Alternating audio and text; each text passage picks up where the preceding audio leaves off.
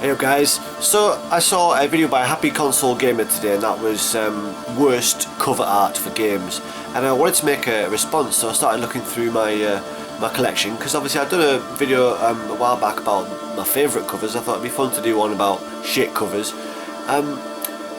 but I kind of discovered that I actually don't dislike a lot of game box artwork. I'm very forgiving of the actual artwork used most of the time, but I did notice that there is certain trends to game box art that I really fucking hate, really drive me mad. So this isn't so much game box art as in picking out specific bits of art that I thought were shit, it's trends within video game box art. So without further ado, I will just show one box that the artwork itself has perpetually annoyed me about, and that is the PAL version of Sonic 1. I think it's American version like this as well, but it's just so bland. Yeah, basic picture of Sonic on the most blandest background of nothingness that you could possibly have, and it's just really shit. Now if you compare that to the Japanese Sonic 1 artwork, I mean, that looks like an exciting game. That looks like a game you want to play, full of speed and excitement and colours. So I don't know why they didn't use that on the PAL one. That happened quite a lot. PAL artwork tended to lag behind the Japanese artwork, but yeah, Sonic 1 box horrible. Anyway, so this is the trends of game box art that I don't like. First of all, and probably the worst one, is PS2 spines. Now I know I'm not going to be alone in this, and there's absolutely no reason for this. I think the American ones have coloured spines, like you get like your Mega Drives and like your Xboxes, but PS2 spines, black and white, bland, boring, uninspiring, makes the collection look completely shit and characterless, and just there's not what is that? I mean, this is actually a bunch of awesome games. What we got? We got Half-Life, Zone of Enders, Persona 4, Metal Gear Solid, and Kingdom Hearts. Those are all absolutely stellar titles, but you wouldn't have known from looking at it. You wouldn't have been inspired to play any of these amazing games because it just looks fucking boring, and it makes it more difficult to find what you want to pick out as well, because you actually have to turn your head and reach it instead of just picking out a nice logo that you'll be able to notice straight away. On a similar note to the PS1 spines, we have the Dreamcast spines. Slightly less shit, but equally as boring. It's just blue, most of them just blue with the white writing, and it's just completely uninspiring and boring and bland, and not indicative of the fun that one has in the wonderful world of video games. So Dreamcast spines, do not like them either. Right, what is the next one?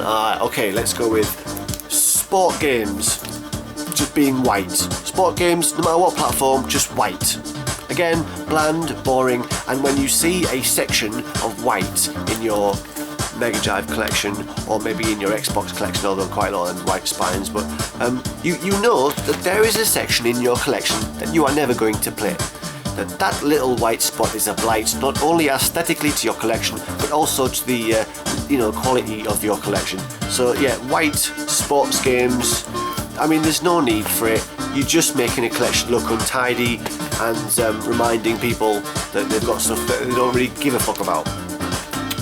Right then, the next trend I don't like in video games is a lot, not all of, but a lot of PAL N64 boxes.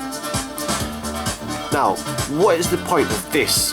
Cutting off 50% of the potential artwork area and just putting it black, a massive frame around it, absolutely pointless. Another example there. Cutting out, I mean, it's just, why? You're wasting this space. You could be using it with the artwork. One of the best games ever, boring, shitty looking box. Now, of course, all N64 games don't all do that. We have Zelda Majora's Mask, uses the entire box there. We have Castlevania, using the entire length at least of the box, which just makes it look that little bit better. And again, Battle for Naboo, just that little bit better, the whole length of the box. Still got this bit here, not quite as bad, but yeah, these ridiculously big, thick black borders, waste of space. I don't know why they do that. Although I do like the black N64 spines. Now they're probably the best spines of all my collection, is plain black with your logo and a colourful title. So they're probably my favourite spines, ironically. Right, what's next? We have, next is Mega Drive EA boxes. with the big fucking yellow section going down half the spine, what is the point of that? I don't know. I mean, they look neat together, and that's why I have them like this. I separate my EA games from the rest of the collection, and I have them like that, because otherwise they just look, again, they look messy in a collection. These little massive yellow boxes everywhere, so I have to put them together so there's some kind of uniformity. But again, nice with the black background and the big colourful logo. But those annoy me. No need for that. Okay, and the last one is, it's going to be no surprise, it's classic editions. With this cut and paste, ridiculous, lazy design, I see no point in it. I don't know the technicalities behind classic editions. I don't know what constraints they're under, but surely you don't have to make it look as though you've just cut, well, you have just literally shrunk the image of the original and put it on there, reminding everybody that it's not the original, it's in fact some weird classics edition. Especially this one is especially bad with this big CE thing here, some kind of publishing thing blown up to ridiculous size, and yeah, I mean, again, that's why people don't want them. People don't want these classic editions because they look shit, because you just look like a shitty Photoshop job. There's no need for it at all, making good games look shit. Nobody wants the classic Halo 3. Look at it, cheap, nasty.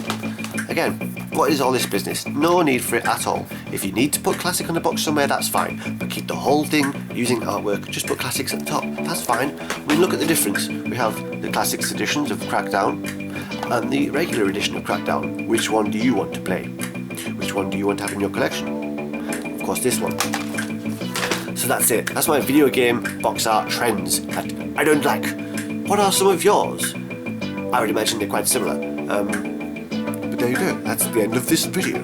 Thank you HappyConsoleGamer for the inspiration for this video, and I'm turning the camera off right now.